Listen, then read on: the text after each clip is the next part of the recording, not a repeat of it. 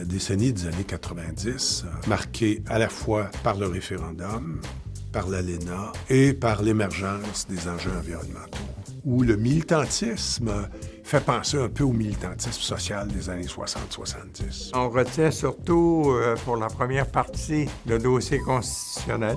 On était tellement impliqués dans le dossier constitutionnel là, et nos membres étaient préoccupés par ce dossier-là. Et ça venait juste après l'échec de Meach et la fameuse déclaration de M. Bourassa qui avait réconcilié beaucoup de monde. Le Québec sera toujours une société distincte, libre et capable d'assumer son développement. Le fait qu'ils mettent dans ce contexte-là la commission Bélanger-Campeau en opération a été très bien reçu. Et moi, le premier, j'ai dit oui, je vais y être. Le référendum de 95, qui lui, comme tous les référendums, est extrêmement polarisant, mais Dieu sait qu'il l'a été, lui, je me souviens pas, je pense que c'est 45 000 voix près. Un choix qui aurait pu être déchirant dans ses conséquences, mais qui a mené à une attitude de maturité incroyable.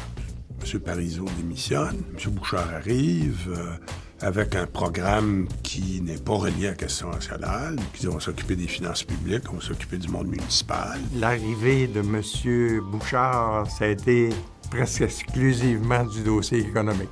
Et je me rappelle très bien de ces sommets économiques de M. Bouchard. Un à Québec qui portait sur le déficit zéro et celui de Montréal qui était sur la création d'emplois. Alors, c'est vraiment une décennie qu'il faut couper en deux, ces deux situations tout à fait différentes.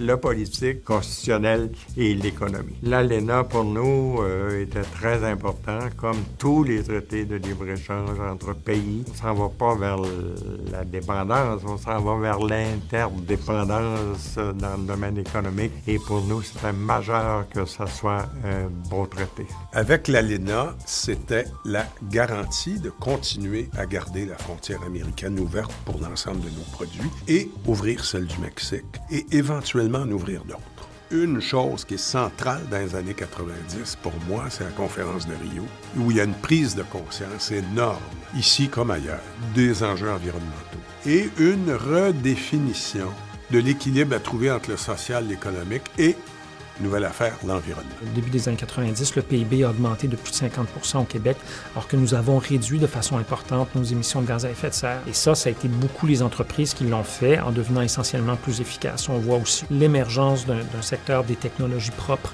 dans les transports, dans l'alimentation, dans l'énergie. Très, très, très intéressant au Québec, qui va être très porteur pour notre avenir en termes d'emploi, en termes d'économie et en termes de qualité de vie, bien évidemment.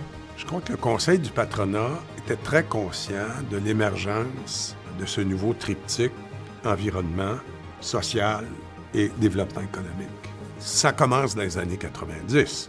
Ça ne prendra forme que dans les années 2010.